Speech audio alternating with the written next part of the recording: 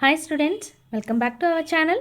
ఈరోజు మనం 6th class social semester 2 text బుక్లో ఉన్న 7th చాప్టర్ అయినటువంటి ఎమర్జెన్స్ ఆఫ్ కింగ్డమ్స్ అనే రిపబ్లిక్స్ అనే లెసన్ గురించి డిస్కస్ చేసుకోబోతున్నాము. అండ్ మన ఛానల్ సబ్స్క్రైబ్ చేసుకోండి. వీడియో అనేది మీకు ఖచ్చితంగా యూస్ఫుల్గా అనిపిస్తుంది. అండ్ మీ ఫ్రెండ్స్కి కూడా షేర్ చేయడం మర్చిపోవద్దు. ఇంకా మనం లేట్ చేయకుండా లెసన్లోకి ఎంటర్ అయిపోదాము. అయితే అసలు మనకి కింగ్డమ్స్ అంటే ఏంటి? రాజ్యాలు. ఈ రాజ్యాలు అనేవి ఎలా ఏర్పడ్డాయి అండ్ రిపబ్లిక్స్ గణతంత్రాలు అనేవి ఎలా ఏర్పడ్డాయి అనే విషయాలు తెలుసుకోబోతున్నాం. ఓకేనా? ఫస్ట్ మనం ఇక్కడ ఒక పిక్చర్ అనేది మనం అబ్జర్వ్ చేయొచ్చు. ఇది ఏన్షియంట్ టైంలో ఏదైతే కన్స్ట్రక్షన్ చేశారో దాని యొక్క పిక్చర్ ఇచ్చారనమాట. అండ్ ఇప్పుడు మనం ముఖ్యంగా తెలుసుకోబోయేది గ్యాంగస్ వ్యాలీ గురించి తెలుసుకుంటున్నాము. ఇది మనకి 2700 ఇయర్స్ ఏదైతే ఉందో ఆ టైంలో మనకి ఏర్పడిన వాటి గురించి ఉంది. అందులో ముఖ్యంగా మనం మహాజనపదాస్ గురించి నేర్చుకోబోతున్నాము. అండ్ వాళ్ళ యొక్క రిలీజియన్ కాన్సెప్ట్స్ ఏంటి, వాళ్ళ సిటీస్ ఇంకా అడ్మినిస్ట్రేషన్, ఇవన్నీ కూడా తెలుసుకుందాం. మనకి ప్రజెంట్ చూసుకుంటే ఈ డేస్లో ఈ జనరేషన్లో చూసుకుంటే మనకి లీడర్స్ అనే వాళ్ళని మనము ఎలా ఎన్నుకుంటాము? ఓట్స్ వేయడం ద్వారా ఎన్నుకుంటాం. ఒక ఎలక్షన్ అనేది కండక్ట్ చేస్తాము అండ్ ప్రజలందరూ ఓట్ చేస్తారు. అప్పుడు లీడర్స్ అనేవాళ్ళు ఎన్నికవుతారు. అయితే మీరు రాజులు అలాగే చక్రవర్తులు వీళ్ళ గురించి విన్నారా? వీళ్ళు ఇండియాలో చాలా ఎక్కువ రాజ్యాలని, అంటే ఎక్కువ విస్తీర్ణం ఉన్న రాజ్యాల్ని పరిపాలిస్తూ వచ్చారనమాట. ఓకేనా? మరి వాళ్ళు అసలు పూర్వకాలంలో రాజులు ఎలా అయ్యారు, పరిపాలకులుగా ఎలా వాళ్ళు ఏర్పడ్డారు, వీటన్నిటి గురించి కూడా మనం ఇప్పుడు తెలుసుకోబోతున్నాం అనమాట. అలాగే అసలు జనపదాస్ ఎవరైతే ఉన్నారో వాళ్ళు మెల్లమెల్లగా రాజ్యాలుగా ఎలా ఏర్పడ్డారు, రాజ్యాలుగా ఎలా విభజించబడ్డారు, ఇవన్నీ కూడా మనము తెలుసుకుందాం. మీ ఇండియాలో ఇంపార్టెంట్ రివర్స్ అయిన గంగా ఇంకా యమున అనేవి హిమాలయాస్ అలాగే డెక్కన్ ప్లాట్యూ మధ్య ప్రవహించడం జరుగుతుంది. అంటే డెక్కన్ ప్లాట్యూలో ఉన్న కొండలు అలాగే హిమాలయాస్ ఏవైతే కొండలు పర్వతాలు ఉన్నాయో ఆ రెండిటి మధ్య మనకి గంగా ఇంకా యమునా నదులు ప్రవహించడం జరుగుతుందన్నమాట. ఓకేనా? ఈ పాయింట్ మనకి ఇంపార్టెంట్. గంగా ఇంకా యమున ఎక్కడ ప్రవహిస్తున్నాయి? Himalayas and hills of the Deccan plateau అని చెప్తున్నాం. ఏ ప్రాంతంలో అయితే ఇవి ప్రవహిస్తున్నాయో ఆ ప్రాంతాన్ని మనం ఏమని పిలుస్తామంటే గ్యాంగటిక్ వ్యాలీ. ఓకేనా? ఏమనాలి దాన్ని? గ్యాంగటిక్ వ్యాలీ అని పిలుస్తాం. అయితే ఇంకేమంటున్నారు చూడండి, ఈ ప్లెయిన్ అనేది ఏదైతే ఉందో అది చాలా ఎక్కువ వర్షాన్ని పొందుతుంది. అంటే వర్షాలు అక్కడ ఎక్కువగా పడతాయి. వర్షాలు పడ్డాయంటే ఆటోమేటిక్గా అక్కడ ఉండే సాయిల్ ఎలా ఉంటుంది? చాలా ఫెర్టైల్గా ఉంటుంది, చాలా సారవంతంగా ఉంటుంది అనమాట. అంటే అక్కడ సాయిల్లో చాలా రకాల మినరల్స్ ఉంటాయి. మొక్కలు ఎదుగుదలకు అవసరమైన మినరల్స్ ఇంకా న్యూట్రియంట్స్ అన్నీ అవైలబుల్గా ఉంటాయి. సో అక్కడ ఏ పంటలు వేసినా కూడా చాలా చక్కగా ఎదుగుతాయి అన్నమాట. అంతేకాకుండా ఈ రివర్స్ ఏం చేస్తాయంటే మనకి హిమాలయాస్ ఏవైతే ఉన్నాయో ఆ హిమాలయాస్ నుంచి సిల్ట్ని తీసుకొని వస్తాయన్నమాట. ఓకేనా? ఇక్కడ మనము నోట్ చేయాల్సిన point silt from the Himalayas. అంటే సిల్ట్ అంటే యాక్చువల్గా మట్టి అనమాట. తెలుగులో మనం ఒండ్రు మట్టి అని పిలుస్తాం. అది చాలా ఫెర్టైల్గా ఉంటుంది. అండ్ అంతేకాకుండా మనకి గంగా యమున రివర్స్ అనేవి సంవత్సరం అంతా కూడా ప్రవహిస్తూనే ఉంటాయి. అసలు ఎండిపోవడం అంటూ ఉండనే ఉండదు. అయితే మొదట్లో ఎవరైతే డిఫరెంట్ ట్రైబ్స్ వాళ్ళు ఉంటారో, అంటే గిరిజనులు ఉంటారు కదా, వాళ్ళందరూ కూడా ఇక్కడ ఈ ఏరియా ఏదైతే ఉందో గ్యాంగటిక్ వ్యాలీ పార్ట్లో సెటిల్ అయిపోయారనమాట. వాళ్ళు అక్కడ ఉండి ఏం చేసుకుంటూ ఉండేవారు? వ్యవసాయాన్ని చేసుకుంటూ ఉండేవారు.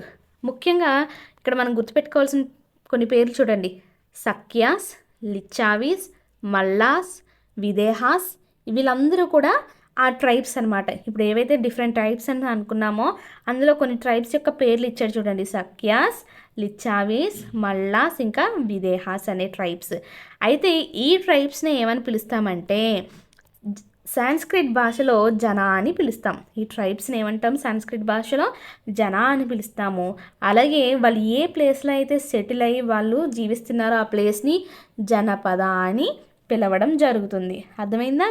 ఎవరైతే మనకి ఆ ట్రైబ్స్ గ్యాంగటిక్ వ్యాలీలో సెటిల్ అయి ఉన్నారో వాళ్ళనే మనం ఏమని పిలుస్తున్నామో జనా అని పిలుస్తున్నాము. అండ్ వాళ్ళు సెటిల్ అయిన ప్లేస్ని జనపద అని పిలుస్తున్నాం. నెక్స్ట్ ఇక్కడ పీపుల్ అనే వాళ్ళు ఈ రివర్స్లో చాలా ఎక్కువ సంఖ్యలో సెటిల్ అయ్యారనమాట. దగ్గర దగ్గర 2700 సంవత్సరాల క్రితము ఆ ప్రాంతంలో మొత్తం అందరూ కూడా సెటిల్ అయిపోయారు. వాళ్ళు ఏం చేశారంటే ఐరన్ టూల్స్ ఉంటాయి కదా, ఐరన్ టూల్స్ యొక్క సహాయంతో అక్కడ అడవుల్ని పూర్తిగా తొలగించేశారు. తొలగించి అక్కడ ఉన్న ల్యాండ్ని ఏం చేశారు, దున్నారనమాట. దున్ని అక్కడ ఏం పంటలు పండించేవారంట, ప్యాడీ, వరి పంట, ఇంకా అదర్ క్రాప్స్ కూడా వేస్తూ ఉండేవాళ్ళు. ఇంకా పెద్ద ఊర్లు ఏవైతే పెద్ద గ్రామాలు ఇంకా పెద్ద పట్టణాలు కూడా ఆ టైంలో టౌన్స్ ఇంకా విలేజెస్ అనేవి బాగా డెవలప్ చేశారు. అండ్ ఇంకేం చెప్తున్నారు చూడండి, ఈ పార్ట్స్లో వాళ్ళందరూ సెటిల్ అయిపోయి హ్యాపీగా బతుకుతున్నారనమాట. అంతేకాకుండా ఈ ప్లేసెస్లో చాలా డిఫరెంట్ ట్రైబ్స్కి సంబంధించిన పీపుల్ కూడా ఉంటూ ఉండేవారు. ఇక్కడ ఎక్కువగా మనకి గ్యాంగటిక్ ప్లేన్లో అంట ఐరన్ యొక్క వాడకం అనేది చాలా ఎక్కువ అనమాట. ఓకేనా, దానివల్ల వాళ్ళకి ఏమైంది, formation of larger territorial units, ఇంకా పెద్ద భూభాగాలు అనేవి ఏర్పాటు చేసుకోవడం మొదలుపెట్టారు. అంటే ఎక్కువ ప్రాంతాలలో వాళ్ళు సెటిల్ అవ్వడం స్టార్ట్ చేశారనమాట. అలాంటి పెద్ద పెద్ద గ్రూప్స్ ఎవరైతే సెటిల్ అయిపోయి ఉన్నారో ఆ ఊర్లలో లేదా టౌన్స్లో, వాటిని ఏమంటారంటే మహాజనపదాస్ లేదా బిగ్ జనపదాస్ అని పిలుస్తాం. చూడండి, చిన్న నార్మల్గా వాళ్ళు ఉండే ప్లేస్ని జనపద అంటాం, ఒక విలేజ్ అయితే జనపద అంటాం. అలా కాకుండా ఎక్కువ మంది ప్రజలు పెద్ద ఊరిగా ఏర్పడిపోయింది అనుకోండి, దాన్ని ఏమనాలంటే మహాజనపదాస్ లేదా బిగ్ జనపదాస్ అని పిలుస్తాం. అలాగే మహాజనపదాస్ల కంట మ్యాక్సిమం క్యాపిటల్ సిటీ ఉండేదంట, దానికంటూ ఒక రాజధాని అయితే ఖచ్చితంగా ఉండేది. అంతేకాకుండా ఇవన్నీ కూడా ఏమంటున్నారు చూడండి, ఫోర్టిఫైడ్గా ఉండేవంట. ఫోర్టిఫైడ్ అంటే ఏంటంటే వాళ్ళు ఆ క్యాపిటల్ సిటీని వాళ్ళు కాపాడుకోవడం కోసము చుట్టూ రక్షణ అనేది కల్పించుకుంటూ ఉండేవారు. అంటే పెద్ద గోడలు కట్టుకోవడం, లేకపోతే సైన్యాన్ని పెట్టుకోవడం, ఇలాంటివన్నీ కూడా చేస్తూ ఉండేవారు. నెక్స్ట్ మనం ఒక్కసారి ఇక్కడ మ్యాప్ని గమనించామనుకోండి, మొత్తం ఆ 2500 ఇయర్స్ ఎగోని ఇక్కడ బ్రాకెట్లు ఇచ్చారు కదా, ఆ టైంలో అంట టోటల్ ఎన్ని మహాజనపదాస్ ఉండేవంట, దగ్గర 16 మహాజనపదాస్ ఉండేవి. ఎన్ని? 16 మహాజనపదాస్ అయితే ఉండేవి. వాటి యొక్క పేర్లు మనకి ఇక్కడ మ్యాప్లో ఇచ్చారు. మనం స్టార్టింగ్లో చూసుకుంటే మనకి ఇక్కడ కంబోజా కనిపిస్తుంది. కంబోజా యొక్క క్యాపిటల్ పూంచా. చూడండి, క్యాపిటల్స్లో ఇచ్చినవన్నీ కూడా మహాజనపదాస్, అండ్ స్మాల్ లెటర్స్లో ఇచ్చినవి ఏంటంటే వాటి యొక్క క్యాపిటల్స్. గాంధార, దాని యొక్క క్యాపిటల్ తక్షశిల. నెక్స్ట్ ఇంకా చూడండి, కురు, హస్తినాపుర, పాంచాల. ఓకేనా, ఇలా చాలా రకాల మొత్తం 16 జనపదాస్ అయితే ఇవ్వడం జరిగిందనమాట. ఇక్కడ మ్యాప్లో ఒకసారి డూయోనో గమనిస్తానంట, మనకి పైన ఇచ్చిన మ్యాప్లో మనకి క్లియర్గా మహాజనపదాస్ యొక్క ఏరియా అనేది వాళ్ళు ఎక్కడంత వరకు విస్తరించారనేది కనిపిస్తుంది. అంతేకాకుండా వాళ్ళ యొక్క మహాజనపదాల మేజర్ సిటీ, క్యాపిటల్ సిటీస్ ఏంటనేది కూడా తెలుస్తుంది. ఇంకా ఏం చెప్తున్నారు, అక్కడ ఏ రివర్స్ అనేవి ప్రవహిస్తున్నాయో గమనించండి అనేసి కూడా అంటున్నారు. మన ఇక్కడ సపోజ్ అస్మకా తీసుకున్నాం అనుకోండి, అస్మకా దగ్గర గోదావరి నది ప్రవహిస్తుంది. అండ్ ఇంకా పైన ఈ పాంచాల, వత్స, మగధ, వీటన్ని చోట చూడండి గంగా కనిపిస్తుంది మీకు క్లియర్గా. అండ్ పైన చూసారనుకోండి గాంధార, వాటి దగ్గరలో మనకి ఇండస్ నది ప్రవహిస్తూ ఉందన్నమాట. ఇలా నదుల దగ్గర ఏర్పడ్డాయి ఎక్కువగా మహాజనపదాస్ అనేవి. నెక్స్ట్ ఇంకా ఏమంటున్నారు చూద్దాం ఒకసారి. అయితే మహాజనపదాస్ అలాగే వాటి యొక్క సిటీస్కి సంబంధించి లిస్ట్ని మీరు ప్రిపేర్ చేయమంటున్నారు. మ్యాప్లో చూసి మీరు ఈజీగా ఐడెంటిఫై చేసేయచ్చు. ముఖ్యంగా గ్యాంగస్ వ్యాలీ ఏదైతుందో అక్కడ ఏర్పడినవి ఐడెంటిఫై చేయండి అంటున్నారు. నెక్స్ట్ అసలు మనకి మహాజనపదాస్ గురించి ఎలా తెలిసిందో తెలుసుకుందాం. మనకి ఈ విలేజెస్ గురించి ఇంకా టౌన్స్ గురించి అంట ముఖ్యంగా 2 సోర్సెస్ నుంచి అయితే తెలిసిందనమాట. ఓకేనా, ముఖ్యంగా ఆర్కియలాజికల్ ఎక్స్కవేషన్స్ ఏవైతే చేశారో, అంటే తవ్వకాలు చేస్తూ ఉంటారు కదా మనకి, వాటి ద్వారా తెలిసింది. అండ్ ఇంకొకటి వచ్చేసి బుక్స్, ఆ టైంలో ఏవైతే బుక్స్ రాశారో ఆ బుక్స్లో మెన్షన్ చేసి ఉంటారనమాట వీటి గురించి. సో అలా తెలిసిందంట. అంతేకాకుండా ఆర్కియాలజిస్ట్ చాలా ఈ గ్యాంగస్ వ్యాలీ ఏదైతే ఉందో అక్కడ వందల కొద్ది తవ్వకాలు చేస్తూనే ఉన్నారంట ఆ సైట్స్లో. అలాగే ఈ ప్రజల యొక్క జీవన విధానం అనేది ఎలా ఉండేది అనే విషయాలు కూడా తెలుసుకోవడానికి చాలా ట్రై చేశారు. అయితే మనకి ఇలా తవ్వకాలు చేసిన వాటిలో మోస్ట్ ఇంపార్టెంట్ సైట్స్ ఏంటంటే మహాజనపదాస్లో వచ్చేసి హస్తినాపుర. మనం ఏదైతే ఇప్పుడు మోడర్న్ ఢిల్లీ అని పిలుస్తామో దాని యొక్క పాత పేరు హస్తినాపుర. ఇంకా అత్రంజి ఖేరా, నెక్స్ట్ కౌసంబి. ఈ కౌసంబి వచ్చేసి అలహాబాద్ దగ్గర ఉంది. అండ్ పాటలీపుత్ర. చూడండి ఏంటి ఆ సైట్స్ ఏంటి, ఆర్కియలాజికల్ సైట్స్ మహాజనపదాస్ టైంకి సంబంధించినవి హస్తినాపుర, అత్రంజి ఖేరా, కౌసంబి, ఇంకా పాటలీపుత్ర అనమాట. అలాగే ఆ టైంలో రాసిన పుస్తకాలన్నీ ముఖ్యంగా మనకి రిలీజియన్‌కి సంబంధించే ఉండేవి. అంటే మతపరమైన పుస్తకాలన్నమాట. వాటికి సంబంధించి రాసేవారు. అంతేకాకుండా అవి రిలీజియస్ అయినప్పటికీ కూడా వాళ్ళ యొక్క టౌన్స్, ఇంకా విలేజెస్ ఏవైతే ఉన్నాయో, ఇంకా వాళ్ళ యొక్క రాజు, వాళ్ళు ఎలా ఉండారో అవన్నీ కూడా పుస్తకాల్లో మ్యాక్సిమం రాసేవాళ్ళంట. ఓకేనా?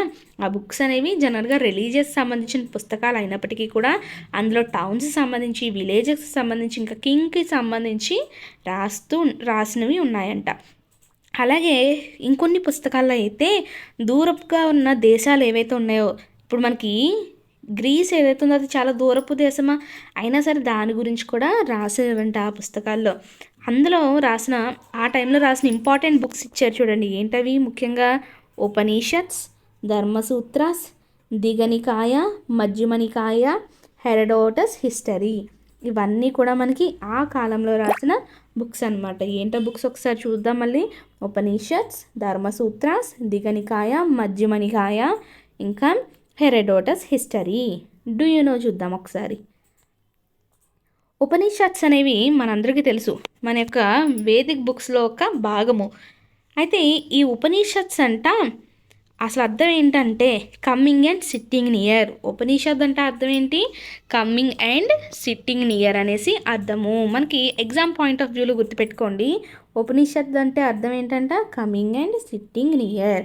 అలాగే ఈ బుక్స్లో, ఈ ఉపనిషత్స్లో ఎవరి మధ్య డైలాగ్స్ ఉండేవంట? టీచర్కి స్టూడెంట్కి మధ్య ఉన్న డైలాగ్స్ అనేవి ఉండేవన్నమాట. అంటే కాన్వర్జేషన్స్ మనం చదువుతుంటాం కదా ఇంగ్లీష్ బుక్స్లో. సో అదేవిధంగా ఉపనిషత్స్లో ఎవరి మధ్య కాన్వర్జేషన్స్ ఉండేవంటే టీచర్ అండ్ స్టూడెంట్స్ మధ్య ఉన్న కాన్వర్జేషన్స్ని రాశారు.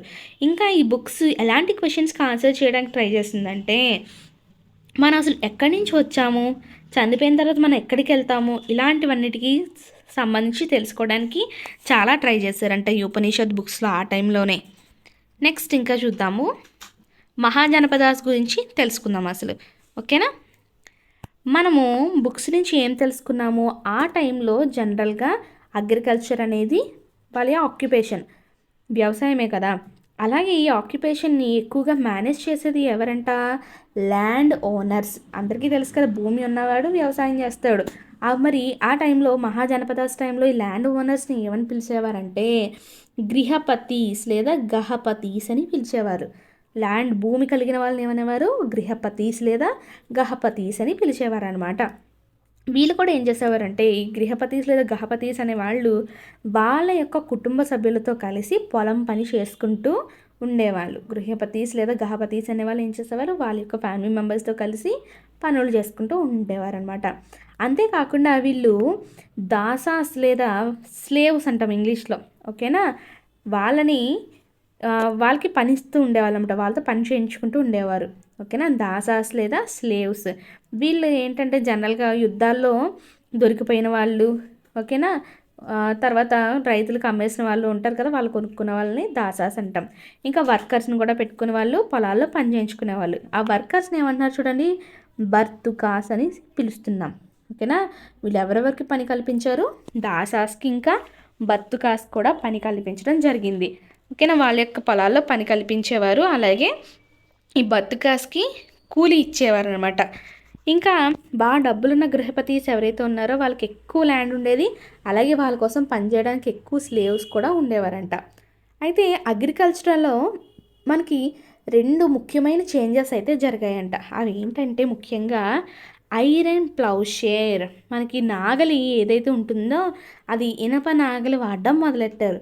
అంతేకాకుండా వీళ్ళు ప్యాడీ సాప్లింగ్స్, వరి పంట వేయడానికి ఏం చేస్తారు? ఫస్ట్ నారు పెడతారు కదా. ఇవి 2 కూడా మనకి చాలా పెద్ద చేంజెస్ అనమాట. ఇవి అగ్రికల్చర్ ప్రొడక్టివిటీని బాగా పెంచాయి. దీనివల్ల వాళ్ళకి మంచి ఈల్డ్ అనేది వచ్చిందనమాట. అంతేకాకుండా ఇరిగేషన్ ఫెసిలిటీస్, అంటే వాటర్ అనేది ఎక్కువ ప్రొవైడ్ చేసేవారు పొలాలకి. దానివల్ల కూడా ప్రొడక్షన్ అనేది చాలా బాగా పెరిగేదనమాట. సో పంట అనేది ఎక్కువగా ఉందనుకోండి, నో ప్రాబ్లం కదా. Next, what do you call the following people in your regional language? మన యొక్క రీజనల్ లాంగ్వేజ్లో అంటే మన యొక్క ప్రాంతంలో మాట్లాడే భాషలో కింద ఉన్న వాళ్ళని ఏమంటారు అంటున్నారు. చూడండి, a person who weaves clothes or blankets. బట్టలు నేతనేసే వాళ్ళు ఉంటారు కదా, వాళ్ళని ఏమని పిలుస్తారు అంటున్నారు. ఏమంటాము? ఇంగ్లీష్లో అయితే వీవర్ అంటారు, తెలుగులో వచ్చేసి ఏమంటాము? నేతగాళ్ళు అనేసి పిలుస్తాం. మరి హూ కీప్స్ షీప్, గొర్రెల్ని పెంచుకునే వాళ్ళు ఏమంటాము? గొర్రెల కాపరి అనేసి పిలుస్తాం. అలాగే who makes things of iron, ఇనప వస్తువులు చేసే వాళ్ళని ఇంగ్లీష్లో బ్లాక్ స్మిత్ అంటాము, మరి తెలుగులో ఏమంటాము? కమ్మరి అని పిలుస్తాము. చూడండి, మనకి బ్లాక్ స్మిత్ని వచ్చేసి ఏమంటామంటే కమ్మరి అని పిలుస్తాము. మరి పాటర్ని వచ్చేసి ఏమంటామంటే కుమ్మరి అని పిలుస్తాం. ఓకేనా? కమ్మరి ఎవరంటే మనకి ఐరన్ థింగ్స్ చేసే వాళ్ళని కమ్మరి అంటాం. మరి పాట్స్, కుండలు తయారు చేసే వాళ్ళని కుమ్మరి అని పిలుస్తాం. యూజువల్గా మనకంట లార్జెస్ట్ ల్యాండ్ ఓనర్ ఎవరైతే ఉంటారో, అంటే ఆ ఊరిలో ఎక్కువ భూమి కలిగిన వాళ్ళు ఎవరైతే ఉన్నారో వాళ్ళే ఆ ఊరికి ఏమవుతారంట? హెడ్ మ్యాన్, అంటే ఊరి పెద్ద అవుతారు. ఓకేనా? ఆ మహాజనపదాస్లో ఆ ఊర్లో ఎవరికైతే ఎక్కువ ల్యాండ్ కలిగి ఉంటారో వాళ్ళే ఏమవుతారంట? హెడ్ మ్యాన్ అవుతారు, విలేజ్ యొక్క హెడ్ మ్యాన్ అవుతారు. అంతేకాకుండా విలేజ్కి నాయకుడు కూడా ఆయనే. అండ్ ఇంకేం చెప్తున్నారు చూడండి, కింగ్ ఎవరైతే ఉన్నారో మహాజనపదాస్లో కింగ్ ఎవరైతే ఉన్నారో ఆయన ఏం చేస్తారంట? ఈ ల్యాండ్ ఓనర్ ఉన్నారు చూసారా మనకి, ఎవరైతే హెడ్ మ్యాన్ అయ్యారో, లీడర్ అయ్యారో ఆయనతోనే విలేజ్లో ఉన్న ప్రజల దగ్గర ట్యాక్స్ కలెక్ట్ చేస్తారు. ట్యాక్స్ అనేది మనం కూడా కడతాం కదా ఇప్పుడు. ఆ ట్యాక్స్ని ఆ టైంలో కింగ్ ఎవరి చేతి కలెక్ట్ చేయించారు? ఈ విలేజ్ హెడ్ మ్యాన్ ఎవరైతే ఉన్నారో ఆయనతో కలెక్ట్ చేయించడం జరిగిందనమాట. అంతేకాకుండా అంట కొన్ని సందర్భాల్లో ఆ ఊర్లో జడ్జిగా కూడా, అంటే న్యాయమూర్తిగా కూడా ఈ హెడ్ మ్యానే పనిచేసేవారంట. ఇంకా కొన్ని సందర్భాల్లో అయితే పోలీస్ మ్యాన్గా కూడా పనిచేసేవారంట. అంటే చట్టం, న్యాయం అనేవి ఉండడం కోసము ఆ విలేజ్లో ప్రజలందరూ సరిగా ఉండడం కోసం పోలీస్ మ్యాన్గా కూడా పనిచేసేవారంట. దీనివల్ల మనకి హెడ్ మ్యాన్ యొక్క పవర్ అనేది బాగా పెరిగింది. ఓకేనా? అండ్ ఇంకా ఆయన రిసోర్సెస్ కూడా బాగా పెరిగాయి అన్నమాట. ఇంకా చాలా గ్రామాల్లో చూసుకుంటేనంట మనకి క్రాఫ్ట్ పర్సన్స్ ఉండేవారు. అంటే కుల వృత్తుల వాళ్ళు ఉంటారు కదా, వాళ్ళు అనమాట. బ్లాక్ స్మిత్స్ ఏం చేస్తారు? మనకి వ్యవసాయం కోసం అవసరమైన వస్తువులు ఏవైతే ఉంటాయో, షేర్స్, సికిల్స్, యాక్సెస్, యారోస్ ఇవన్నీ తయారు చేస్తారు. అంటే గొడ్డలి, పార, ఓకేనా, కొడవలి ఇలాంటివన్నీ తయారు చేసేవారు అనమాట. పాటర్ ఏం చేస్తారు? వంట చేయడం కోసం కుండల్ని తయారు చేస్తారు. ఇంకా గ్రెయిన్స్ ఆ టైంలో మనకి పాట్స్లోనే దాచుకునేవారు. కార్పెంటర్స్ ఏం చేస్తారు? మనకి జనరల్గా కార్ట్స్, ఎద్దుల బండిని, ఇంకా నాగలి, ఓకేనా, ఫర్నిచర్ కూర్చోడానికి కుర్చీలు ఇలాంటివి తయారు చేసేవారు. ఇంకా వీవర్స్ ఏం చేస్తారు? ప్రజలందరికీ బట్టలు నేస్తారనమాట. అయితే ఆ టైంలో పాటర్స్ ఎవరైతే ఉన్నారో వాళ్ళు మట్టి కుండలు చేస్తూ ఉండేవారు. అయితే ఈ కుండలంట కొన్ని గ్రే కలర్లో ఉండేవంట. ఓకేనా? మరి కొన్ని వచ్చేసి రెడ్ కలర్లో ఉండేవంట. అయితే మనకి ఒక స్పెషల్ టైప్ పాటరీని అయితే చేస్తూ ఉండారనమాట ఈ సైట్స్లో. అవి ఏంటంటే పెయింటెడ్ గ్రేవేర్. ఏమనేవారు వాటిని? పెయింటెడ్ గ్రేవేర్ అనమాట. అంటే ఈ గ్రే పాట్స్ ఏవైతే ఉన్నాయో వాటికి చాలా రకాల డిజైన్స్ ఉండేవంట. ఓకేనా? డిజైన్స్లో ముఖ్యంగా సింపుల్ లైన్స్, ఇంకా జామెట్రిక్ ప్యాటర్న్స్ అయితే కలిగి ఉండేవారు అనమాట. అలాంటి కుండలు తయారు చేసేవాళ్ళు. ఓకేనా? నెక్స్ట్ చూడండి, ఇక్కడ మనకు ఒక ఇమేజ్ ఇచ్చాడు, పెయింటెడ్ గ్రేవేర్. మనం చెప్పుకున్నాం కదా సింపుల్ లైన్స్ డిజైన్స్ అనేవి వేసేవారు అనేసి, దాని యొక్క పిక్చర్ ఇచ్చారు. అండ్ ఇంకా ఎక్కువగా వాడే గిన్నెలు ఏంటంటే ప్లేట్స్, ఇంకా బౌల్స్ని వాడేవారు అనమాట. ఇవి కూడా పెయింటెడ్ గ్రేవేర్గానే ఉండేవి. ఇంకా ఇవన్నీ ముట్టుకున్నప్పుడు చాలా ఫైన్గా ఉండేవంట, అంత బాగుండేవంట, చాలా బాగా తయారు చేసేవారంట. ఓకేనా? ఇవన్నీ కూడా మహాజనపదాస్ కాలంలో వాడినవి. ఇవన్నీ కూడా తవ్వకాల్లో బయటికి వచ్చాయంట. నెక్స్ట్ ఇంకా చూడండి ఏమంటున్నారు, మనకి బహుశా గృహపతీస్ ఎవరో ఉన్నారో వాళ్ళంట ఏవైనా ప్రొడక్ట్స్ కొనుక్కోవాలనుకోండి ఏం చేసేవారంటే బార్టర్ సిస్టమ్ గురించి మీరు వినే ఉంటారు. ఆ టైంలో డబ్బులు లేవు కదా, వాళ్ళ దగ్గర ఉన్న సపోజ్ వాళ్ళ దగ్గర ఎక్కువ గ్రెయిన్స్ ఉంటాయి కదా, పంట అనేది పండింది ఉంటుంది కదా, వాళ్ళకి ఏమైనా వస్తువు కావాలంటే వీళ్ళ దగ్గర ఉన్న గ్రెయిన్స్ వాళ్ళకి ఇస్తే, సపోజ్ వాళ్ళు ఒక పాట్ కొనుక్కోవాలనుకోండి, ఇన్ని గ్రెయిన్స్ అని వాళ్ళకి ఇస్తే వాళ్ళు పాట్ని ఇవ్వడం, ఇలాంటివన్నీ చేస్తూ ఉండేవారు అనమాట. సో ఇలాంటి ప్రొడక్ట్స్ అన్నీ కూడా అగ్రికల్చర్కి చాలా అవసరమైనవి. అవునా? అయితే గృహపతీస్ అంట వాళ్ళకి మరి తయారు చేసుకోవడానికి టైం లేదు, ఇంకా స్కిల్ కూడా తెలియదు కదా, ఎవరు చేసే పనులు వాళ్ళే చేస్తారు. వీళ్ళు పూర్తిగా వ్యవసాయం మీద కదా ఆధారపడి ఉన్నారు, దానికోసం వీళ్ళు అలా కొనుక్కుంటూ ఉండేవారు. ఇంకా agrarian surplus and increase in craft products resulted in the emergence of trading and exchange centres. ఇంకేమన్నారు చూడండి, ఆ వస్తువులను ఎక్కువగా తయారు చేసేసారనుకోండి, అంటే ఊర్లో సరిపడా జనాలందరికీ సరిపోయినాయి, కానీ ఇంకా ఎక్స్ట్రా వాళ్ళ దగ్గర ఉండిపోయినప్పుడు ఏం చేస్తారు, వాటిని వేరొక చోటుకెళ్ళి ఎక్స్చేంజ్ చేసుకుంటారు లేదా అమ్ముకోవడం జరుగుతూ ఉంటుందన్నమాట. ఓకేనా. నెక్స్ట్ సిటీస్ ఆఫ్ మహాజనపదాస్ గురించి చూద్దాము. మనము ముందు మ్యాప్ చూసాం కదా 7.1లో, అవునా. అయితే అక్కడ ఎలాంటి ప్రజలు ఉండేవాళ్ళు ఆ సిటీస్లో, ఆ టైంలో అసలు సిటీస్ అంటే ఇప్పట్లా ఉండేవా, అప్పుడు ఎలా ఉండేవా అసలు తెలుసుకుందాం.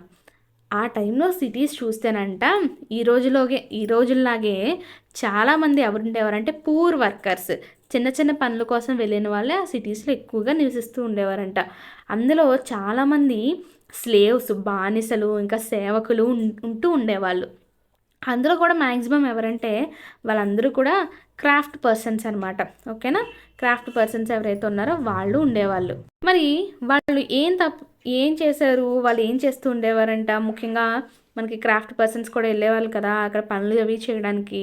వాళ్ళు ఏం చేసేవాళ్ళు అంటే మనకి చాలా అందంగా ఉండి మంచిగా ఉండే కుండలు తయారు చేసేవారంట. వాటికి ఆ టైంలో ఆ టౌన్లో చాలా ఎక్కువ డిమాండ్ ఉండేదంట. అంతేకాకుండా వాళ్ళు మంచిగా బట్టలనైతే అల్లేవారంట. ఇంకా వీటిని ఎవరు కొనుక్కునేవారు, బాగా డబ్బులు ఉన్న వాళ్ళు ఉంటారు కదా మహాజనపదాస్లో. డబ్బులంటే ఎక్కువ భూమి కలిగి పంటలు పండించే వాళ్ళు ఎవరైతే ఉంటారో వాళ్ళు కొనుక్కుంటూ ఉండేవారు. అంతేకాకుండా వీళ్ళు బంగారం ఇంకా గోల్డ్తో ఏం చేసేవారు, జ్యువెలరీ, నగల్ని కూడా తయారు చేసుకునేవారు అనమాట. ఇంకా వీళ్ళు గిన్నెలు అవి వేటితో తయారు చేసుకునేవారు, టూల్స్ అవిని బ్రాంజ్, కాపర్, ఇంకా ఐరన్ వాడి కూడా తయారు చేసుకునేవారంట. వీళ్ళు వుడెన్ కార్ట్స్ ఇంకా ఫర్నిచర్ని కూడా తయారు చేసుకునేవారు చెక్కతో. They were also innumerable other kinds of professionals like soldiers, accountants, masons, horse trainers, sweepers, water carriers, wood and ivory carver. చూడండి, ఇంకా అక్కడ టైంలో ఎలాంటి పనులు చేసేవాళ్ళు ఉండేవారంటే సైనికులు, సోల్జర్స్, అకౌంటెంట్స్ అంటే అకౌంట్స్ చెక్ చేస్తారు కదా, లెక్కలు చూసేవాళ్ళు, మ్యాషన్స్ అంటే మనకి మేస్త్రులు, తాపి మేస్త్రులు, హార్స్ ట్రైనర్స్ గుర్రానికి ట్రైనింగ్ చేసేవాళ్ళు, స్వీపర్స్ తుడిచేవాళ్ళు, వాటర్ క్యారియర్స్ నీటిని మోసేవాళ్ళు. ఓకేనా. వుడ్ అండ్ ఐవరీ కార్వర్స్ ఇంకా చెక్కని, అలాగే ఏనుగు దంతం ఏదైతే ఉంటుందో ఐవరీ, దాన్ని చెక్కేవాళ్ళు, వీళ్ళందరూ కూడా ఉండేవారనమాట. అయితే ఈ అన్ని థింగ్స్లో చూసుకుంటే మనకి బాగా కొన్ని ఆర్టికల్స్ ఉంటాయంట. అవి ఏంటంట, పాట్స్, బ్రిక్స్, ఐరన్, ఇంకా కాపర్ ఆబ్జెక్ట్స్ ఏవైతే ఉన్నాయో వాటిని తవ్వకాల్లో బయటికి తీశారంట. ఓకేనా. ఇంకా మనము వీటన్నిటి గురించి ఎలా తెలుసుకున్నాం అనుకున్నాం, ఇంకొక సోర్స్ ఏంటి, ఆ టైంలో రాసిన బుక్స్లోంచి కూడా మనం తెలుసుకోవడం జరిగింది. ఇంకా ఆ టైంలో అంట మనకి చాలా గొప్ప ట్రేడర్స్ ఉండేవారంట. వీళ్ళు ఏం చేసేవారంటే ఈ ట్రేడర్స్ ఎవరైతే ఉన్నారో, వర్తకులు లేదా వ్యాపారులు ఏం చేసేవారంటే క్రాఫ్ట్ పర్సన్స్ తయారు చేసిన వస్తువులు కొనుక్కోవడం, లేదా గృహపతీస్ వాళ్ళు పండించిన పంటను కొనుక్కొని వాళ్ళు దూరం ప్లేస్లకి వెళ్ళి అక్కడ అమ్ముకొని ఎక్కువ లాభాలని పొందుతూ ఉండేవారంట. ఇంకా వాళ్ళు స్పెషల్ ఆర్టికల్స్ ఏవైతే ఉన్నాయో వాటిని తీసుకెళ్ళి ఎక్కడో మిగిలిన మహాజనపదాస్లో అమ్ముకుంటూ ఉండేవారు, లేదా వాళ్ళ మహాజనపదాస్లోని వేరే ఊర్లు తిరుగుతూ అమ్ముతూ ఉండేవారంట. ఇంకా వాళ్ళు మెర్చండైజ్ని కార్వాన్స్లో తీసుకెళ్తూ ఉండేవారనమాట. చాలా లార్జ్ నెంబర్ ఆఫ్ యానిమల్స్ ఏవైతే ఉన్నాయో, ఆక్సన్, డాంకీస్, ఇంకా క్యామిల్స్ ఏవైతే ఉన్నాయో వాటి మీద తీసుకెళ్తూ ఉండేవారు. చూడండి, ఇంకా వాళ్ళు ఏం చేసేవారంటే మనకి వేరే మహాజనపదాస్లో దొరికే వస్తువుని తీసుకొచ్చి ఇక్కడ అమ్ముకోవడము, ఇంకా ఈ ఎద్దులు, గాడిదలు, ఒంటెలు ఏవైతే ఉన్నాయో వాటితో బళ్ళు కట్టుకొని ఫ్యామిలీస్ మొత్తం కలిసి నెలల పాటు ప్రయాణిస్తూ ఉండేవారు అనమాట. ప్రయాణించి అమ్ముకుంటూనే ఉండేవారు. ఇంకా వీళ్ళు పగలు రాత్రి కూడా ప్రయాణిస్తూనే ఉండేవారంట. వారాలు, నెలల పాటు ఏంటంటారు, కొండల్లో, లోయల్లో, ఓకేనా, ఎడారుల్లో ప్రయాణిస్తూ ఉండేవారు. వీళ్ళు చాలా ఎక్కువ డబ్బులు అయితే, లాభాలను అయితే పొందుతూ ఉండేవారు అనమాట. వాళ్ళు ఎంతలా అంటే భవనాల్లో నివసించే అంతగా వాళ్ళు లాభాల్ని పొందేవారు అనమాట. ఓకేనా. ఇంకా వాళ్ళ కింద పనిచేయడానికి ఒక డజన్ సర్వెంట్స్ కూడా ఉండేవారంట, స్లేవ్స్ కూడా ఉండేవారంట వాళ్ళ కింద పనిచేసేవాళ్ళు. సో ఈ విధంగా ట్రేడర్స్ అనేవాళ్ళు బాగా లాభాలు అయితే పొందారు మనకి మహాజనపదాస్లో. Next kings, army and taxes. మరి రాజుగారు ఎలా ఉండేవారు మహాజనపదాస్లో, ఆర్మీ ఎలా పనిచేస్తుంది, ట్యాక్సెస్ అనేవి ఎలా కలెక్ట్ చేసేవారు, ఈ విషయం చూద్దాం. మనకి మోస్ట్ ఆఫ్ ద మహాజనపదాస్లో చూసుకుంటే అందరూ కూడా రాజులే పరిపాలించేవారు అనమాట. ఓకేనా. రాజుని ఇంకేం చెప్తున్నారు చూడండి. యుద్ధ సమయంలో ఎవరు ముందుండి నడిపిస్తారు? రాజుగారు ముందుండి సైన్యాన్ని నడిపించేవారంట. కాకుండా వీళ్ళకి ప్రజల యొక్క బాగోగుల కోసము చాలా ప్రత్యేక దృష్టిని పెట్టి ప్రజల్ని చూసుకునేవారంట. అలాగే యజ్ఞాలు చేసేవారు, జంతు బలులను కూడా చేసేవారంట. ఓకేనా. ఇవి చాలా ఇంపార్టెంట్ అయిపోయినాయి ఆ టైంలో. రాజులు ఎవరైతే ఉన్నారో వాళ్ళకంటూ సొంతంగా ఆర్మీని ఏర్పాటు చేసుకునేవారు. ఎందుకనంటే ఆర్మీ ప్రజలు ఎవరు కూడా రాజుని వ్యతిరేకించకుండా రాజు చెప్పింది వినడం కోసము. అంతేకాకుండా వేరే రాజ్యం వాళ్ళు ఎవరైనా సరే వాళ్ళ యొక్క కింగ్డమ్ని అటాక్ చేయకుండా వాళ్ళు శాంతి భద్రతలు కాపాడుకోవడం కోసం ఆర్మీని ఏర్పాటు చేసుకునేవారు అనమాట. అండ్ కింగ్స్ ఎక్కడ నివసిస్తారు మనందరికీ తెలుసు. వాళ్ళ యొక్క రాజధానులు ఏవైతే ఉంటాయో అక్కడే నివసిస్తారు. అండ్ వాళ్ళ యొక్క కోటలు ఏవైతే ఉంటాయో ఆ ఫోర్ట్స్ అనేవి చాలా బలంగా నిర్మించుకునేవారు అన్నమాట. మరి ఇవన్నీ చేయడానికి చాలా చాలా ఎక్కువ డబ్బులు అయితే అవసరం అవుతాయి కదా. అక్కడ పనిచేస్తున్న సోల్జర్స్ అండ్ ఇంకా సోల్జర్ యొక్క ఫ్యామిలీస్ ఉంటారు, వాళ్ళందరినీ చూసుకోవాలా. ఇంకా ఈ కోటలు కట్టడం కోసము ఇటుకలు సరఫరా చేసే వాళ్ళు ఉంటారా, బ్రిక్ మేకర్స్, వాళ్ళకి డబ్బులు ఇవ్వాలా. ఇంకా ఇవన్నీ కన్స్ట్రక్ట్ చేయడం కోసం పనిచేసే వాళ్ళు ఉంటారు, వీళ్ళందరికీ కూడా ఏం చేస్తారు, కూలీ ఇవ్వాలి. అవునా. ఇవంతా కూడా బోల్డంత డబ్బులు అయితే అవసరం అవుతాయి అన్నమాట. నెక్స్ట్ చూడండి. మరి ఆ డబ్బులు ఎక్కడి నుంచి వస్తాయంటే రాజుగారు ప్రజల వద్ద నుండి ట్యాక్స్ని కలెక్ట్ చేసేవారు అనమాట. ఓకేనా. పన్నుల్ని వసూలు చేసేవారు. అండ్ ఇక్కడ ఆఫీసర్స్ ఉండేవాళ్ళు అనమాట సపరేట్గా. ఓకేనా. ఆఫీసర్స్ ఏం చేస్తారు, గృహపతి నుంచి ట్యాక్స్ని కలెక్ట్ చేస్తారు. ఇంకా క్రాఫ్ట్ మ్యాన్, ఇంకా ట్రేడర్స్ దగ్గర నుంచి ఈ ఆఫీసర్స్ వచ్చి ట్యాక్స్ని కలెక్ట్ చేస్తారు. ఒకవేళ ఎవరైనా ట్యాక్స్ అనేది కట్టకపోతే ఏం చేస్తారు, తీసుకెళ్ళి వాళ్ళకి శిక్షణ అయితే వేస్తారనమాట. ఓకేనా. రాజుగారి దగ్గర తీసుకెళ్ళిపోతారు సైనికులు వాళ్ళని, అండ్ రాజుగారు వాళ్ళకి శిక్షణ వేసేస్తారు. ఆఫీసర్స్ ఇంకా ఆర్మీ ఎవరైతే ఉన్నారో వాళ్ళందరూ కూడా రాజుగారి యొక్క ఎంప్లాయీస్, రాజుగారి కింద పనిచేస్తారు. సో వాళ్ళందరూ కూడా ఏం చేయాలి, రాజుగారి యొక్క ఆర్డర్స్ ఏవైతే ఉంటాయో వాటిని ఖచ్చితంగా ఫాలో అవ్వాలి. ఓకేనా. ఖచ్చితంగా ప్రజలందరూ కూడా అతని యొక్క మాటల్ని జవదాటకుండా చూసుకునే బాధ్యత ఉందన్నమాట. చాలామంది కింగ్స్ ఎవరైతే ఉంటారో వాళ్ళు బాగా శక్తిమంతులు అయిపోవాలని, ఎక్కువ పవర్ వాళ్ళ దగ్గర ఉండాలని, బాగా డబ్బులున్న వాళ్ళు అవ్వాలనేసి అనుకుంటుండేవారంట. They could do this in 2 ways. మరి రాజులు 2 రకాలుగా అలా చేయగలుగుతారంట. ఫస్ట్ది ఏంటంటే బాగా డబ్బులు ఉన్న వాళ్ళగా ఎలా అయిపోతారు, ప్రజల మీద ఎక్కువ ట్యాక్సులు వేసేయడం. ఓకేనా. అండ్ ఇంకోటి ఏంటంటే పక్క రాజ్యాల మీదకి యుద్ధాలకి వెళ్ళడం అనమాట. అందుకని రాజుగారులు ఏం చేశారంటే గృహపతీస్ ఉన్నారు కదా, వాళ్ళ దగ్గర నుంచి రెగ్యులర్గా ట్యాక్సులను అయితే కలెక్ట్ చేయడం మొదలుపెట్టారు. అంతేకాకుండా గృహపతీస్ వాళ్ళు పండించిన పంట ఉంటుంది కదా, దాన్ని 6 భాగాలుగా విడగొట్టాలన్నమాట. ఓకేనా. 6 ఈక్వల్ పార్ట్స్గా విడగొట్టాలి. అందులో ఒక పార్ట్ని ఎవరికి ఇచ్చేయాలి, రాజుగారికి ఇచ్చేయాలన్నమాట. ఆ పార్ట్ ఏదైతే ఉందో రాజుగారికి ఇచ్చేస్తున్నారు కదా 6 పార్ట్స్లో, ఆ పార్ట్ని ఏమని పిలుస్తారంటే బాగా అని పిలుస్తారు. గుర్తుపెట్టుకోండి. గృహపతీస్ రాజుగారికి ట్యాక్సెస్ని అయితే ఇస్తున్నారు కదా, అయితే ఆ ట్యాక్స్ ఇచ్చేటప్పుడు ఏం చేస్తారంటే వాళ్ళ పంటని 6 భాగాలుగా డివైడ్ చేస్తారు. అందులో ఒక భాగం రాజుగారికి ఇవ్వాలి. ఆ ఒక భాగం ఏదైతే వీళ్ళు రాజుగారికి ఇస్తున్నారో దాన్ని ఏమంటామంటే బాగా అని పిలుస్తాం. ఇంకా క్రాఫ్ట్ మ్యాన్ కూడా ఏం చేయాలి, ట్యాక్స్లు కలెక్ట్ చేయాలి. ఒక్కొక్కసారి రాజుగారి కోసం వాళ్ళు ప్రతీ నెల ఒక రోజు ఖచ్చితంగా ఏం చేయాలంట, డబ్బులు తీసుకోకుండా రాజుగారి దగ్గర పని చేయాలి. ఓకేనా. రాజుగారి కోసము ప్రతీ నెల ఒక రోజు పని చేయాల్సి ఉంటుంది. ఇంకా పశువులు మేపుకునే వాళ్ళు, గొర్రెలు కాపర్లు, వాళ్ళు ఏం చేయాలంటే రాజుగారికి ట్యాక్స్ రూపంలో ఏమి ఇచ్చేయాలి, యానిమల్స్, వాళ్ళు ఏవైతే యానిమల్స్ని పెంచుతున్నారో వాటిని ఇచ్చేయాలన్నమాట. ఇంకా ట్రేడర్స్, వర్తకుల గురించి చెప్పుకున్నాం కదా, వాళ్ళు కూడా ట్యాక్స్లు కలెక్ట్ ఇవ్వాలన్నమాట. వాళ్ళు ఏవైతే వస్తువులు అమ్ముతున్నారో, ఓకేనా, వాటిని అమ్ముకుంటున్నారో ఇవన్నీ కూడా వాళ్ళు ట్యాక్స్ పే చేయాలి. ఇంకా హంటర్ గ్యాదరర్స్ ఉన్నారు చూసారా, ఎవరైతే వేటాడి వాళ్ళ జీవనాన్ని సాగిస్తారు, వాళ్ళని ఏమంటాము, హంటర్ గ్యాదరర్స్ అంటాం కదా. వాళ్ళు కూడా ఏం చేయాలంట, had to give to the Raja what they got from the forest. అడవి నుంచి వాళ్ళు ఏం తీసుకొస్తే దాన్ని ట్యాక్స్ రూపంలో రాజుగారికి ఇచ్చేయాలి. ఈ విధంగా రాజుగారికి చాలా రకాల వస్తువులు అయితే లభించేవన్నమాట. ఓకేనా. నెక్స్ట్ ట్యాక్సెస్ కూడా పొందేవారు. ఆ పీరియడ్లో మనకి కాయిన్స్ వాడటము అప్పుడప్పుడే మొదలవుతుంది. అప్పటి వరకు కాయిన్స్ అనేవి లేవన్నమాట. ఓకేనా. సో కొన్ని ట్యాక్సెస్ అనేవి కాయిన్స్ రూపంలో ఉండొచ్చు అనేసి చెప్తున్నారు. చూడండి, మనకి డిఫరెంట్ మహాజనపదాస్ యొక్క కాయిన్స్ ఇచ్చారు. వజ్జీలో, కోసలాలో, చేడి, వత్స, గాంధార, కురు, పౌర్వాస్, నెక్స్ట్ కాశీ, మగధ, కంబోజా, అస్మక, పంచాల, అవంతి, సూరసేన, మత్స్య, మల్ల, అంగ. ఆ టైంలో కాయిన్స్ ఎలా ఉన్నాయో మీరు ఒకసారి గమనించవచ్చు. ఓకేనా. నెక్స్ట్ వన్, హిస్టోరియన్స్ ఎవరైతే ఉన్నారో, చరిత్రకారులు ఉంటారు కదా, చరిత్రను రాసిన వాళ్ళంట ఏమని ఫీల్ అయ్యారంటే, those kings would have persuaded the farmers to grow more crops and adopt better methods of cultivation and irrigation so that production would increase and they would get more taxes.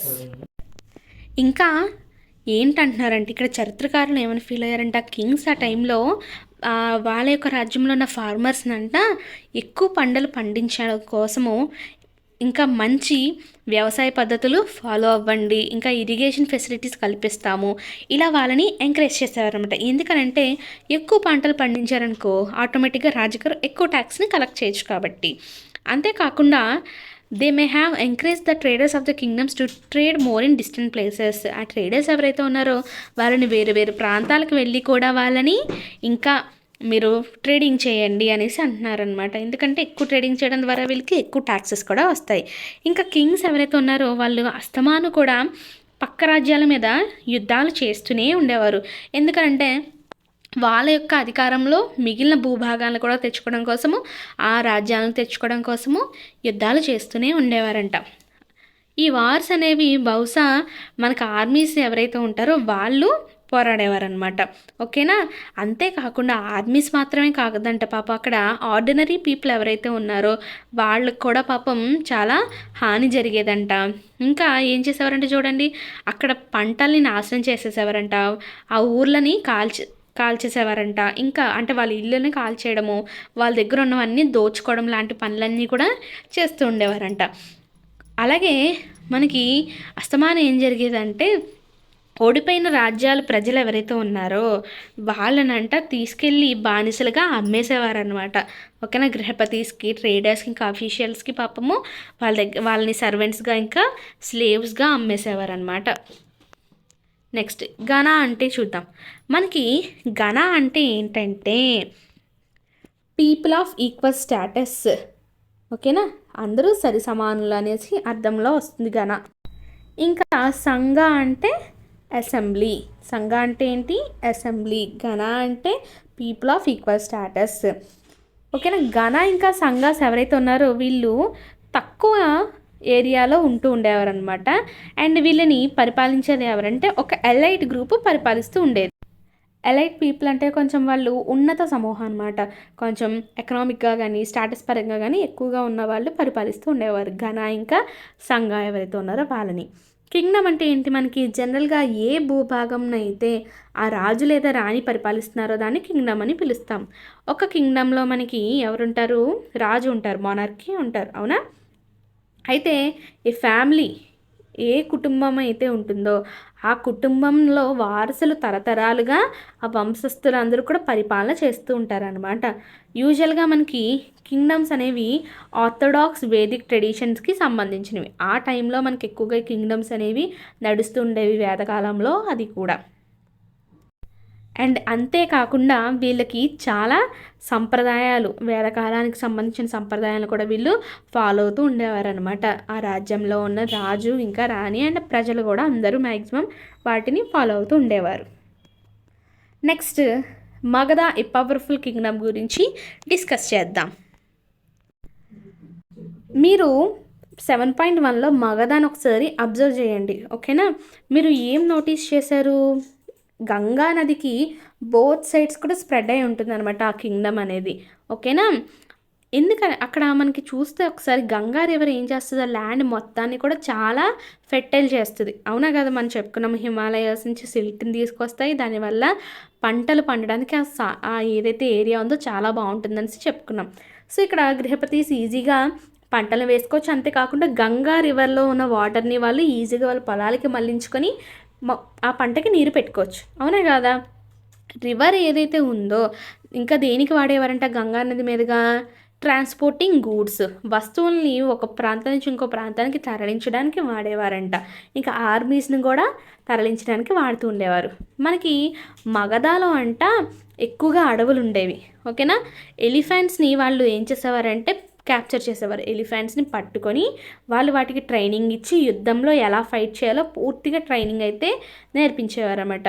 ఇంకా అడవుల నుంచి వాళ్ళు ఏం తెచ్చుకునేవారంటే would తీసుకొచ్చేవారు. ఆ would తీసుకొచ్చి buildings ఇంకా కోటలు, రథాలు నిర్మించుకోవడానికి ఉపయోగించుకునేవారు. సదరన్ పార్ట్స్ చూసుకుంటే మగధలో మనకంట ఐరన్ ఓర్ డిపాజిట్స్ అనేవి దొరికాయంట. అంటే అక్కడ ఐరన్ బాగా లభిస్తుంది. ఓకేనా? దీన్ని ఉపయోగించి వాళ్ళు ఏం తయారు చేసుకునేవారంటే వెపన్స్, ఆయుధాలని తయారు చేసుకునేవారు. వీటన్నిటి వల్ల మనకి చూడండి అన్నీ ప్లస్ పాయింట్సే కదా! ఓ పక్కన ఇరిగేషన్‌కి మంచిగా ఉంది. పంటలు పండించుకోవడానికి సాయిల్ బాగుంది. ఇంకా ఫారెస్ట్ నుంచి ఎలిఫెంట్స్‌ని తెచ్చుకునేవారు. ఇంకా చెక్కని తీసుకొచ్చేవారు. ఇంకా ఐరన్ దొరికేది. వీటన్నిటి వల్ల మనకి మగధ అనేది ఒక పవర్ఫుల్ కింగ్డమ్‌గా మారిందనమాట. బింబిసార ఇంకా అతని యొక్క కొడుకు ఎవరు? అజాతశత్రు. వీళ్ళిద్దరూ కూడా మగధని చాలా స్ట్రాంగ్‌గా నిర్మించడం జరిగిందనమాట. ఓకేనా? మనకి ఈ మగధ ఏదైతే ఉందో ఆ రాజ్యంలో మహాపద్మనంద ఎవరైతే ఉన్నారో ఇతను ఒక పవర్ఫుల్ రూలర్. ఎవరైన పేరు మహాపద్మనంద. ఈ కింగ్స్ అందరూ కూడా వాళ్ళ ఆర్మీస్ని యూజ్ చేసి అదర్ కింగ్డమ్స్ని ఈజీగా ఆక్రమించేసేవారు అనమాట. మహాపద్మనంద టైంలో అయితే అంటే అతను రూల్ చేసే టైంలో అంట మనకి ఆ కింగ్డమ్ అనేది నార్త్ వెస్టర్న్ పార్ట్ ఏదైతే ఉందో అక్కడి నుంచి ఒడిషా వరకు కూడా పూర్తిగా విస్తరించేస్తుంది. అంతేకాకుండా మనము ఏమని గుర్తు చేసుకోవాలంట, అన్ని మహాజనపదాస్ కూడా ఏవైతే ఉన్నాయో ruled by kings as in Magadha. మగధలో ఎలా అయితే రాజులు పరిపాలిస్తున్నారో అన్ని మహాజనపదాస్లో కూడా ఆ విధంగా అయితే లేదంట. ఓకేనా? కొన్ని ప్రాంతాల్లో అయితే మనకి కింగ్స్ ప్రజల మీదే ఆధారపడి ఉండేవారంట. అంతేకాకుండా వాళ్ళు రిచువల్స్ ఇంకా ఫెస్టివల్స్ ఇవన్నీ కూడా చేస్తూ ఉండేవారంట. అంతేకాకుండా దేనికోసం చేస్తూ ఉండేవారంటే వీళ్ళు మొత్తం ఆ రాజ్యం కోసము ఇలాంటి రిచువల్స్ ఇంకా ఫెస్టివల్స్ని చేస్తూ ఉండేవారు. వజ్జీ ఏ గణా గురించి డిస్కస్ చేద్దాం. వజ్జీ అనేది ఒక గణ. అంటే ఇది మనం ముందు ఆల్రెడీ చెప్పుకున్నాం. గణ అంటే ఏంటి? Equal status, people of equal స్టేటస్ని మనం గణ అని పిలుస్తాం కదా. వజ్జీ అనే ఒక మహాజనపద అంట. అది ఎక్కడుందంటే మనం మగధ చెప్పుకున్నాం కదా, మగధకి నార్త్ సైడ్ ఉంది. అలాగే దీని యొక్క గవర్నమెంట్ ఏంటంటే మొనార్కీ కాదు, రాజ్య పరిపాలించట్లేదు, గణ ఉన్నత శ్రేణి ప్రజలు పరిపాలిస్తున్నారనమాట. ఓకేనా? సింగిల్ రూలర్ కాకుండా ఇక్కడ గ్రూప్ ఆఫ్ రూలర్స్ రూలింగ్ చేస్తూ ఉన్నారు. కొన్నిసార్లు అంట number of men rule together and each of them was called a raja. చూడండి అక్కడ గ్రూప్ ఆఫ్ పీపుల్ రూల్ చేస్తున్నారు కదా, అందులో ఒక్కొక్క వ్యక్తిని ఏమని పిలుస్తారంటే రాజా అని పిలుస్తారు. వీళ్ళు చాలా రకాల రిచువల్స్ని చేస్తూ ఉండేవారు. అంతేకాకుండా వీళ్ళందరూ ఒక మీటింగ్ అనేది పెట్టుకొని డెసిషన్స్ని తీసుకుంటూ ఉండేవారు అనమాట. ఓకే, అంటే అచ్చం ఎలా అంటే మనకి అసెంబ్లీస్లో ఎలా అయితే మనకి ప్రజెంట్ ఎమ్మెల్యేస్ ఎంపీసీ చేస్తారో అదే విధంగా వీళ్ళు అక్కడ డిబేట్ ఇంకా డిస్కషన్ అనేది నడుస్తూ ఉండేదన్నమాట ఏదైనా ఒక పని చేయాలంటే. అయితే ఇక్కడ ఉమెన్ స్లేవ్స్ ఇంకా వేజ్ ఎర్నర్స్ ఎవరైతే ఉన్నారో వాళ్ళు ఈ అసెంబ్లీస్లో పాల్గొనడానికి వాళ్ళకి హక్కు లేదనమాట. బుద్ధ ఇంకా మహావీర ఎవరైతే ఉన్నారో మనకి గౌతమ్ బుద్ధ అలాగే మహావీరులు ఎవరైతే ఉన్నారో వీళ్ళిద్దరూ కూడా గణాస్కి సంబంధించిన వాళ్ళే. అలాగే వీళ్ళు మహాజనపదాస్ ఏవైతే ఉన్నాయో అక్కడి నుంచి వచ్చిన ఒక టీచర్స్గా మనం చెప్పుకోవచ్చు. ఓకేనా? అంతేకాకుండా మనకి ఏమంటున్నాడు చూడండి, కింగ్స్ గణాస్ని ఆక్రమించాలని చాలా ప్రయత్నించారంట కానీ పని అవ్వలేదన్నమాట. They remained active for more than 1500 years. ఈ గణాస్ అనేవి 1500 సంవత్సరాల పాటు యాక్టివ్గా పనిచేస్తూనే ఉన్నాయి. At last ganas were conquered by the Gupta kings about whom you will read in the next lesson. ఫైనల్గా ఏమైంది? ఈ గణాస్ని ఎవరు ఆక్రమించేశారంటే గుప్తా కింగ్డమ్ ఏదైతే ఉందో ఆ కింగ్స్ ఆక్రమించేశారనమాట. మనకి నెక్స్ట్ లెసన్లో ఆల్రెడీ నేను వీడియో చేశాను కదా, అందులో మీరు చూడవచ్చు. నెక్స్ట్ డూ యు నో చూద్దాం ఒకసారి. అలెగ్జాండర్, ఈయన ఎవరంటే మనకి మక్డోనియా గ్రీస్ యొక్క పరిపాలకుడు అనమాట. ఈయన ఏమనుకున్నాడంటే యాక్చువల్గా ప్రపంచం మొత్తాన్ని ఎలాగైనా సరే ఆక్రమించి పరిపాలించాలనేసి చాలా ఆశపడ్డాడు. అయితే పాప ఆయన చివరికి ప్రపంచాన్ని అయితే కాంక్వర్ చేయలేకపోయాడు అనమాట. కానీ ఈయన ఈజిప్ట్లో కొన్ని పార్ట్స్, ఇంకా వెస్ట్ ఏషియాలో కొన్ని పార్ట్స్ ఆక్రమించేశారు. తర్వాత మన ఇండియాకి అయితే రావడం జరిగిందనమాట.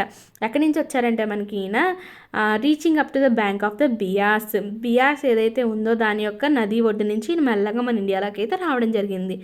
అయితే ఇతను ఈస్ట్ వార్డ్గా ఇంకా ప్రయాణించాలని అనుకున్నారు, కానీ అతని యొక్క సోల్జర్స్ అయితే ఒప్పుకోలేదంట ఇంకా వెళ్ళొద్దు అని చెప్పేసి. ఎందుకనంటే వాళ్ళు చాలా భయపడ్డారంట.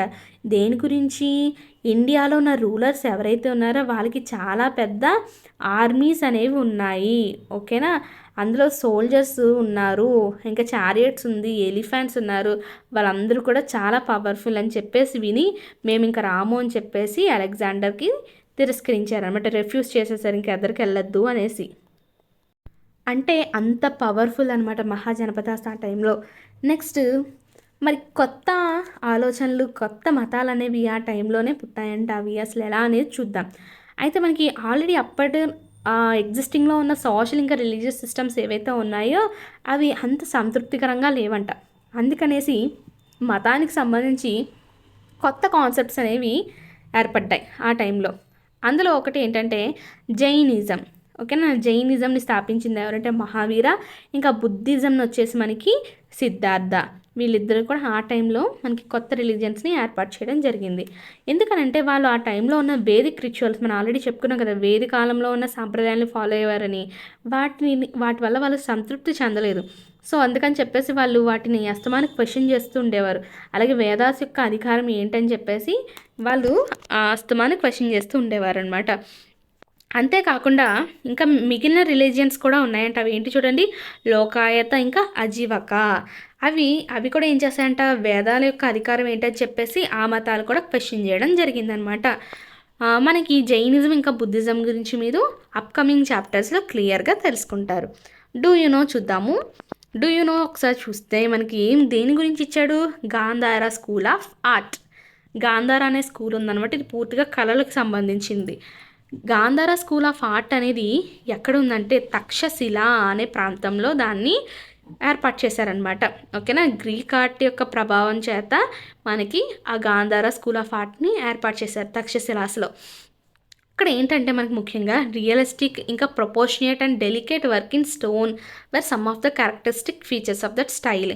ఇక్కడ మనకి ముఖ్యంగా రాళ్ళు ఉంటాయి కదా, అంటే శిల్పకారులు చాలా రియలిస్టిక్గా చెక్కేవాళ్ళంట.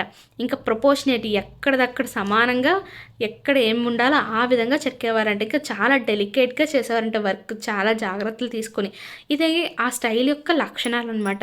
చాలా బాగా చేసేవారు. ఇక్కడ మనకి చూడండి గౌతమ బుద్ధ ఇన్ గాంధార ఆర్ట్ యొక్క పిక్చర్ ఇచ్చారు. ఇంకా ఒక ఇండియన్ వారియర్ ఆ గాంధార ప్రాంతం నుంచి వచ్చిన వ్యక్తి ఎలా ఫైట్ చేస్తారనేది కూడా మనకి ఇచ్చారనమాట. గౌతమ్ బుద్ధకు సంబంధించి చాలా ఇమేజెస్ అనేవి ఈ స్టైల్లో అయితే మనకి చెక్కడం జరిగింది. సో ఇదండి మన లెసన్ కంప్లీట్ అయితే అయిపోయింది. మీ అందరికీ అర్థమైందని నేను అనుకుంటున్నాను. ఒకవేళ మీకు ఈ లెసన్ యూస్ఫుల్గా అనిపిస్తే ప్లీజ్ సబ్స్క్రైబ్ చేసుకోండి అండ్ మీ ఫ్రెండ్స్కి కూడా షేర్ చేయడం మర్చిపోవద్దు.